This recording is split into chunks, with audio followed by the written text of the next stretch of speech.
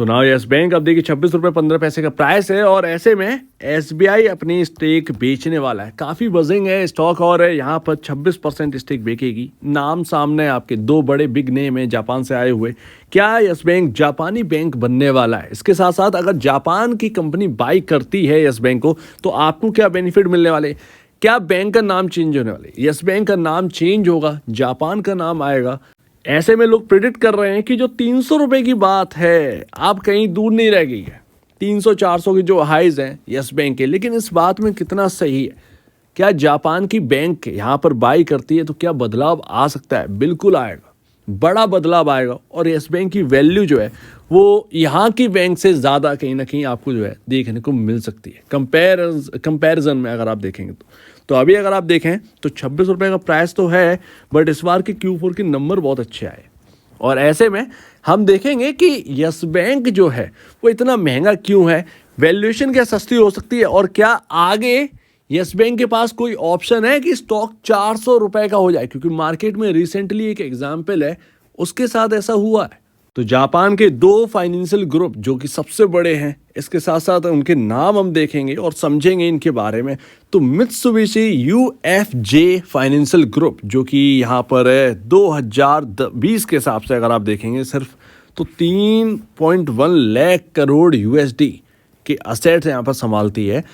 अब यहाँ पर 2020 की बात है, चल रही है 2024, कहाँ से कहाँ तक पहुँच गए होंगे। इसके साथ साथ इस बैंक के साथ एक जुड़ी हुई बात यह है कि मॉर्गन स्टैनले में इनका स्टेक है और यहाँ पर साफ साफ है MUFG owns 22% in Morgan Stanley, so that ये एक बड़ी बात है। और यहाँ पर बैंक जो है MUFG वो यहाँ पर मॉर्गन स्टैनले की एक बैंकिंग यूनिट है, ग्लोबल फॉरेन एक्सचेंज बिजनेस, वो प्लेटफॉर्म संभालते भी हैं, कुछ उससे लेना देना है। तो कुल मिलाकर एक बड़ा नाम आपके सामने है MUFG। अगर ये आते हैं तो डेफिनेटली यस बैंक नहीं रहेगा और यहाँ पर चेंज होगा, नाम तो चेंज हो गई, ब्रांडिंग चेंज होगी, इसके साथ साथ यस बैंक का आने वाला भविष्य भी चेंज हो जाएगा। ऐसे में आप जो 26 रुपये का प्राइस देख रहे हैं ना, वो आप ये समझिए कि उसके अंदर बदलाव तो आएगा। एक बड़ा प्रपोजल यहाँ पर आ सकता है, मैं ये नहीं कह रहा हूँ आएगा, लेकिन आ सकता है, वो मैं आपको बाद में बताऊंगा। लेकिन अब दूसरा नाम देखते हैं, सुमितोमो मित्सुई बैंकिंग कॉर्पोरेशन, ये दूसरा नाम है और वर्ल्ड के अंदर 12th बिगेस्ट बैंक है टोटल एसेट के जो नंबर्स हैं उस हिसाब से। तो ये अपने आप में रिकॉर्ड है, दो नाम ऐसे खड़े हैं यस बैंक के लिए और इसके आप जो बेनिफिट्स हैं वो मत पूछिए, आप ये समझिए कि इनके आने से कितना बदलाव हो सकता है। ये सबसे पावरफुल और स्ट्रॉन्ग है, इस बात को आपको समझना है। ये पावरफुल स्ट्रॉन्ग बैंक्स हैं जो कि आपके लिए यहाँ पर लाइन में खड़े हैं और जब ये आएंगे तो सुधारने की बात होगी। ऐसे में वैल्यूएशन भी यहाँ पर आकर्षित होगी यस बैंक की। और रही बात नाम बदलने की और प्राइसिंग की, तो जो बात का आप करते हैं 300 रुपये 400 रुपये की, ये आपके सामने एक एग्जाम्पल है Nippon life asset management company. ये पहले आपका रिलायंस यानी कि ADAG अनिल अंबानी का ग्रुप यहाँ पर जो कंपनी थी उनके साथ यहाँ पर मिलकर काम करते थे। बाद में यहाँ पर जो है निप्पॉन ने पूरी स्टेक बाई कर ली अनिल अंबानी से और यहाँ पर नाम पूरा हो गया Nippon life India asset management company. So that नाम बदला गया। कुछ ऐसा ही यस बैंक के साथ भी हो सकता है। जहाँ तक बात है प्राइसिंग की, तो ये कुछ 124 से 180 के अराउंड था जब इसके ऊपर बात चली थी, जब निप्पॉन यहाँ पर कंप्लीट स्टेक बाई किया था तब की बात है। सो दैट बाई किया, उसके बाद प्राइसिंग देखिए कहाँ पर है। बट बिल्कुल फंडामेंटल से कोई क्वेश्चनिंग नहीं है निप्पॉन इंडिया के अंदर। यहाँ के फंडामेंटल और यस बैंक के फंडामेंटल में ज़मीन आसमान का अभी अंतर है, लेकिन कम से कम सुधार तो हुआ था। पिछली कंपनी जो आप देख रहे हैं जो रिलायंस के साथ इनका मिला हुआ था, उस कंपनी की हालत देख लीजिएगा और आज के टाइम में इन्होंने क्या किया है। जापान का एक अलग ही बिहेवियर है, आप देखेंगे। तो यस बैंक के साथ इनका नाम अगर जुड़ जाएगा तो ये अपने आप में ही रिकॉर्ड स्तर की बात होगी और जो शेयर होल्डर्स हैं यस बैंक के उनको अभी नहीं तो आगे चलकर एक बड़ा बेनिफिट जो है वो आपको मिल ही जाएगा, क्योंकि स्ट्रॉन्ग प्लेयर आएगा और स्ट्रॉन्ग प्लेयर आ रहा है तो ऐसे वैसे नहीं, उसको पूरा सुधारने की कोशिश करें, इवन नया पैसा शायद इन्फ्यूज़ करने की भी कोशिश करें, सो दैट ये सबसे बड़ी बात रहेगी। मार्केट कैप 78,640 करोड़ का है, जो कि यस बैंक की जो टोटल वैल्यू है, जो यानी कि मैं बात कर रहा हूँ जब ये 400 रुपये का था उस पर आ चुका।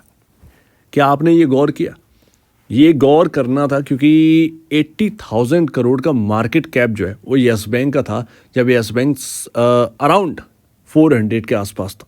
ठीक है, 200 से 250 करोड़ नंबर ऑफ शेयर्स थे यस बैंक के अंदर, सो दैट उस हिसाब से 80,000 से 90,000 करोड़ का मार्केट कैप रहा होगा यस बैंक का जब ये 400 रुपये पर था। अभी हम ऑलमोस्ट उधर ही आ चुके हैं, इवन वो आंकड़ा टच भी कर चुके हैं, 80,000 90,000 करोड़, लेकिन प्राइस टच नहीं किया। वो 400 रुपये का जो प्राइस है वो मिसिंग है। इनके आने से वो पूरा हो सकता है, बट उसके लिए एक प्रोसेस होती है, वो यहाँ पर करना पड़ जाएगा।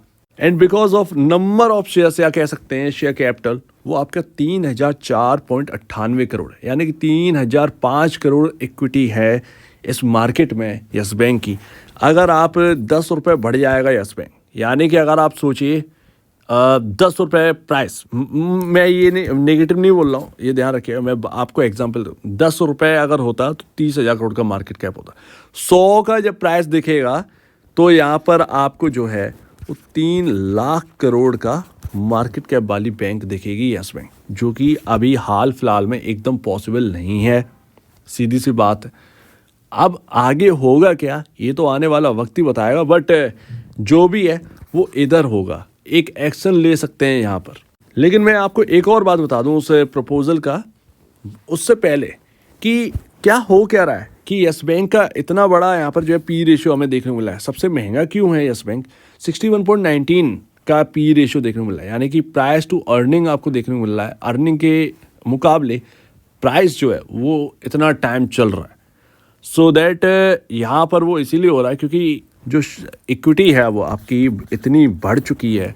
कभी 250 करोड़ था, आज 3,000 करोड़ की इक्विटी है, सो दैट जो आप कमा रहे हैं वो अब ज़्यादा शेयर्स में बट रहा है।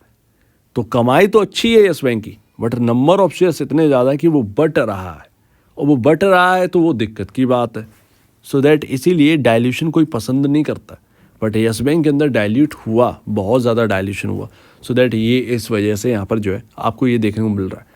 इसीलिए आपको जो पी रेशियो देखने को मिला, अब यही 250 करोड़ नंबर ऑफ शेयर होते तो आपका पी रेशियो कुछ 12 या 15 के राउंड ही होता, या उससे भी कम हो सकता था। सो दैट ये एक बड़ा रीज़न है। अब जो प्रपोजल है उसे कहा जाता है कैपिटल रिडक्शन, और वो किया जाता है यहाँ पर आपका शेयर होल्डर्स की इक्विटी को डिक्रीज करके। मान लीजिए, और ये होता है थ्रू किसके थ्रू? बाई बैक के थ्रू कर सकते हैं आप, या एक प्रपोजल लाते हैं उसके थ्रू भी हो जाता है।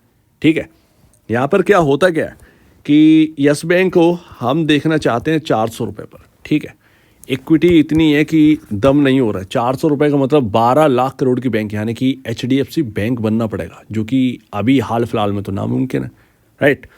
आप देखेंगे कि जो 3,000 करोड़ की इक्विटी है उसको आप बदल सकते हैं, कम कर सकते हैं, यानी कि प्राइस जो है वो 10 टाइम बढ़ जाएगा। 10 टाइम आप इक्विटी कम कर दीजिए। ठीक है, यहाँ पर जो नंबर ऑफ शेयर्स 3,000 करोड़ दिख रहे हैं वो 300 करोड़ रह जाएंगे, और जो प्राइस आपको 26 रुपये दिख रहा है वो 10 गुना बढ़ जाएगा, यानी कि 260 रुपये आपको देखने को मिलेगा। अब आप कहेंगे कि यहाँ पर क्या हुआ, ये क्या आप जो 100 शेयर होल्ड कर रहे हैं वो 10 शेयर में बदल जाएगा और प्राइस 260 हो जाएगा, लेकिन आपकी वैल्यू तो वही रहेगी। ठीक है ना, 100 शेयर अगर आपने 2600 पे लिए तो 26 रुपये पे लिए तो 2600 की वैल्यू हुई, तो बात तो वही रही।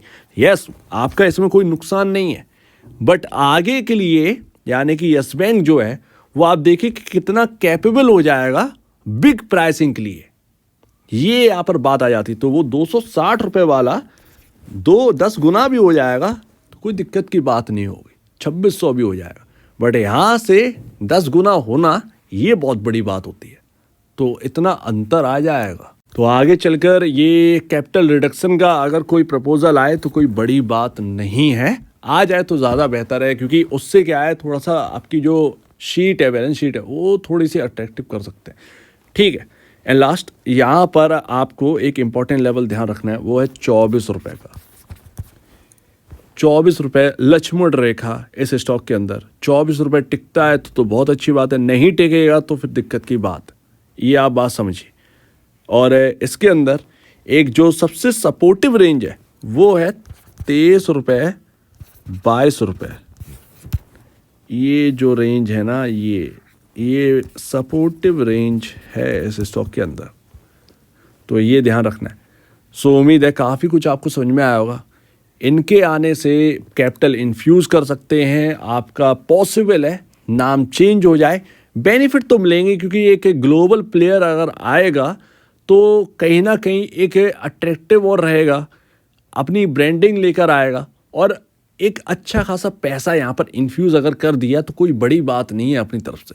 तो ये सारी चीज़ें होती हैं। लेट्स सी, देखते हैं यहाँ पर क्या रहता क्या है। लेकिन मेरा एक कैपिटल रिडक्शन के ऊपर ज़्यादा ध्यान है क्योंकि इक्विटी बहुत है यस बैंक के अंदर।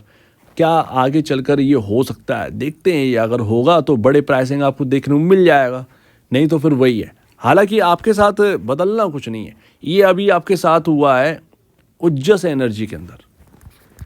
ये स्टॉक है कुछ 21 रुपये का रह गया। कभी वो 4 रुपये 3 रुपये का स्टॉक था, काफ़ी इक्विटी थी, वो बदल कर अब यहाँ पर हो गया 21 रुपये हो गया, वो चेंज हुआ।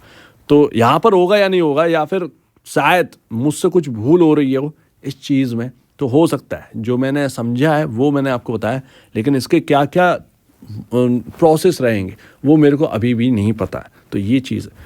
तो सो उम्मीद है चार्ट पर कुछ ऐसा पैटर्न बन रहा है, हो सकता है आपको 32 रुपये दिख जाए अगर ये 24 रुपये टिका रहे तो एक बार निवेश से पहले या बेचने से पहले अपने ब्रोकर या एडवाइजर जरूर सलाह लीजिएगा। खुद की स्टडी काफ़ी इंपॉर्टेंट है, इन सभी पॉइंट्स पर गौर करिएगा और ये देखिएगा कि इनके आने से, यानी कि जापान की बैंक अगर यहाँ पर बाई करता है तो उनके आने से क्या क्या चेंजेस आ सकते हैं, ये समझिएगा। उसके बाद आगे कुछ बढ़ाइएगा। तो आपके कहना है इसके ऊपर कमेंट सेक्शन में और अब देखिए वीडियो देखने के लिए बहुत धन्यवाद दोस्तों।